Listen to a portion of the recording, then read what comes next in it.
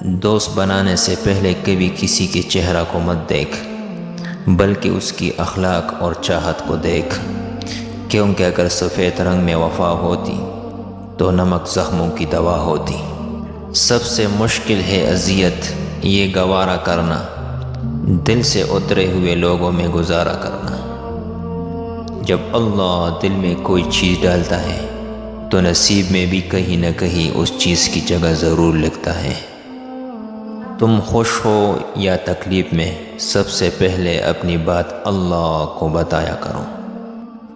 ہر رکاوٹ میں کوئی نہ کوئی بہتری چھپی ہوتی ہے، یہ بات اللہ ہی بہتر جانتا ہے۔ بد دعا صرف الفاظ نہیں ہوتے، جس کو دکھ دو اس کی آہ بھی بد دعا بن جاتی ہے، اور رب بہت انصاف کرنے والا ہے۔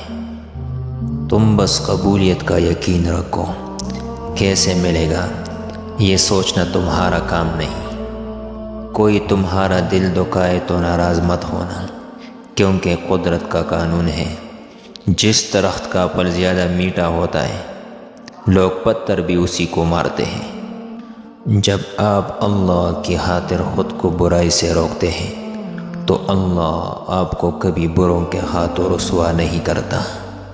قرآن مجید کو چومنے کا اپنا ہی مزہ ہے، ایک سکون سا اتر جاتا ہے سانسوں میں۔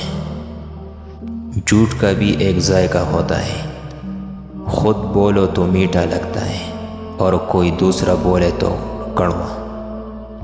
وقت کی ایک بہت اچھی عادت یہ ہے، جیسا بھی ہو گزر جاتا ہے۔ ہر اس دوست پہ بھروسہ کرو جو مشکل میں تمہارے کام آیا ہو۔ صرف دکھاوے کے لیے اچھا بننا برے ہونے سے بھی زیادہ برا ہے۔ کسی سے محبت کرنے سے پہلے اپنے دل کو قبرستان بنا لو، تاکہ اس کی چھوٹی چھوٹی غلطیاں دفنا سکو۔ کاش کہ لوگ سمجھ سکے کہ رشتے بنانا اصل بات نہیں، بلکہ اصل بات ان رشتوں کو نبھانا ہوتا ہے۔ جب ماں چھوڑ کر جاتی ہے تو کوئی بھی دعا دینے والا نہیں ہوتا، اور جب باپ چھوڑ کر جاتا ہے تو کوئی بھی حوصلہ دینے والا نہیں ہوتا۔ یا اللہ ہمارے والدین کو ہمیشہ سلامت رکھنا۔ مشکل وقت میں ہمیشہ دعا مانگا کرو، کیونکہ جہاں انسان کا حوصلہ ختم ہوتا ہے وہاں سے اللہ پاک کی رحمت شروع ہوتی ہے۔ محبت صرف دو پیروں پر سیدھی کھڑی ہوتی ہے، جس میں ایک پیر توجہ کا اور دوسرا پیر عزت کا ہے۔ دونوں میں سے ایک بھی کھو جائے تو محبت معذور ہو جاتی ہے۔